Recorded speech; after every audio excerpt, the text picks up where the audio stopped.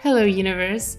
In this video, I'm going to show you around my kitchen and just tell you about a few things that I've gathered and I think are essential for a minimalist kitchen in general. So grab a cup of tea and get cozy. We're going to start with what I usually keep in my fridge, which is a lot of fresh food and a little bit of packaged food as well, mostly just coconut yogurt and tofu. I like to shop at our local farmers market, fresh and plastic free. In the freezer, I will usually have some berries or some spinach, anything like that that I can quickly add to a meal to make it a little healthier. Moving on, I would like to show you my spices. I keep them in different small jars that I have found. I wrote them all out on the screen in case you are curious, but I like to keep things very basic. Mostly I've read that these are very versatile and healthy, as in high in antioxidants and things like that. Underneath I have some seeds and things that I like to pair with oatmeal. Also some turmeric, the healthiest spice around. And in two big jars I keep some yeast flakes and some oatmeal for breakfast. And finally, on the very bottom, I like to keep some cheesecloth that I can use to make my own milk from different nuts and a few toppings for any kind of meals like nuts, dried fruit, flaxseed, and coconut flakes. Those are pretty much all my toppings, save for soy sauce and vinegar. Over in the first drawer, I've organized our keys in this little bowl, and I also keep my two cookbooks here. They are by Dr. Michael Greger, and I like that they come with an index in which you can search for recipes based on the materials that you have, and also they contain a lot of health information in addition to being really easy to make. Below that, I keep some plates, 3 small bamboo bowls, and a general set of bowls and plates, though I really don't like using flat plates. I also recommend having some mixing bowls and a salad bowl. Mine are secondhand, so not necessarily aesthetic. And now onto the countertops. I usually don't have much going on because I don't like visual clutter. I have our coffee machine, which grinds whole coffee beans. Don't recommend getting one of these unless you are willing to fix it because they do break a lot. And my blender, which is just a very basic blender, but it really changed my life for the better so much. Underneath that is the cutlery drawer. I have only one big knife in there and that is all I need. The rest of the cutlery is a little much, but it helps bridge the gaps between dishwasher runs. Below that, I have some broccoli and other kinds of sprouts, as well as vitamins that I just keep in this tea box. I think that's a good way to keep organized. And around those, I just have a bunch of different veggies and things that I recently read you're not supposed to refrigerate, so I'm just giving that a trial. And finally, on the very bottom, I have some things that we pick up from the Zero Waste store in bulk. It all goes in these very big jars that are really easy to refill, and they also last for quite a while. There's different kinds of jars depending on what you want to keep inside. For example, do you want to have it airtight or not?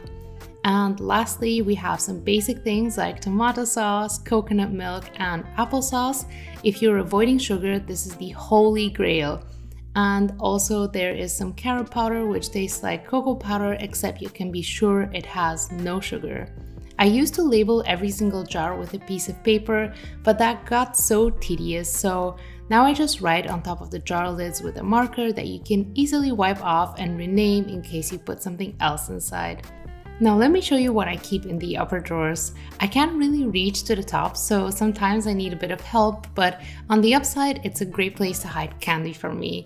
I'm just going to make some coffee with this plant milk called Not Milk, which is delicious, and tell you about the coffee machine. Essentially, such machines have a delicate inner working, and if you don't know anyone who can fix that or have some money to spare, I recommend getting a simpler one or a coffee pot. Now in the upper cabinet, I have a kitchen scale as well as a Brita filter, 2 to-go cups for tea and coffee, a shaker, and a water bottle for workouts. Above that, there are some plastic food containers and a watering can, and on the very top, just some extra food supplies. Now over on the other side, I have all of my drinks, and that's exciting because I've been trying really hard to diversify from just having coffee, and I want to show you what is in here. I also have my kettle and my teapot, as well as some coffee beans in there as well.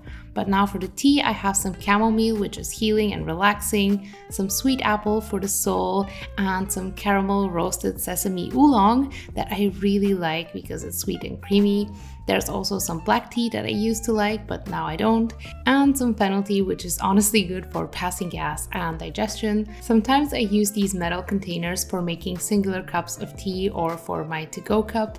And some non-tea items that I have are, for example, this immunity mix with ginger for when I'm sick, my matcha ritual with some coconut milk powder that is the same as this choco, and curcuma ritual. They are all really delicious and creamy drinks. And I also have this nerve elixir with melatonin that helps me sleep, and a psyllium husk mix for good digestion as well. I made you a little list in case you want to take notes, and I would like to show you how I make tea next. So I just grab my teapot and fill it up with some hot water and loose leaf tea, which I prefer to having tea bags as it avoids waste and it is also so fragrant, and then I just leave it there for a minute. My cup drawer has a few nicer options, but mostly things that I've just inherited, and thrifting is not aesthetic. That's okay. I don't want to buy anything new that I don't need. I just have 2 tall bamboo glasses and a water jug on top as well. Now, once the tea is ready, I just press it down so that it doesn't brew any longer and get too strong. Lately, I've just been having it as a mindfulness ritual and for a way to slow down a little. Now I want to show you what is on these shelves off to the side.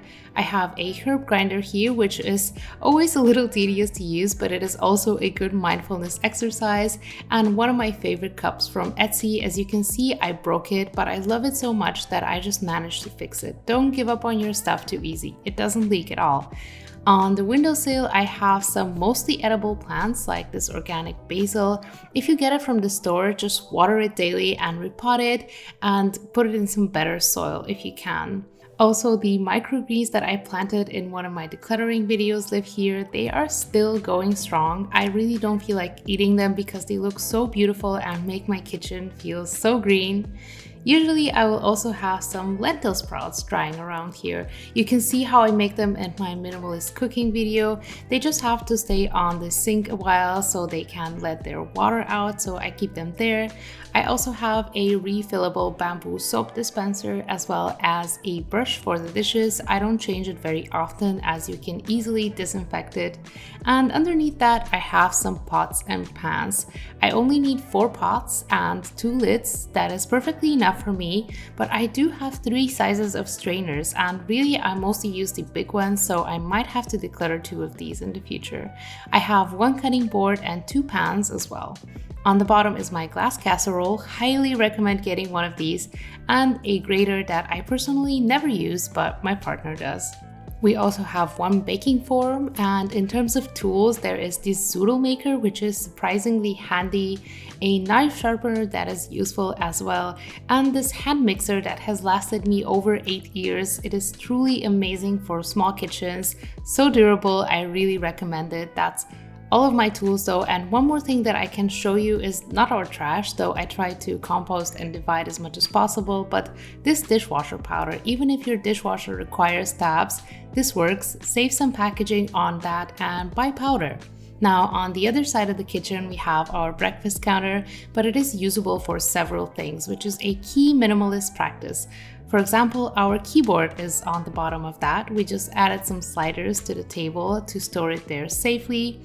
And once we're done, we can slide it right back in there. Usually I'll decorate this area with some food. This is honestly the best kind of decoration, things like apples or pumpkins, and it is so colorful too. But this is where this tour ends. I hope you enjoyed this video. Leave a like or dislike, however you feel about it, and I will see you very, very soon. Thank you so much for watching.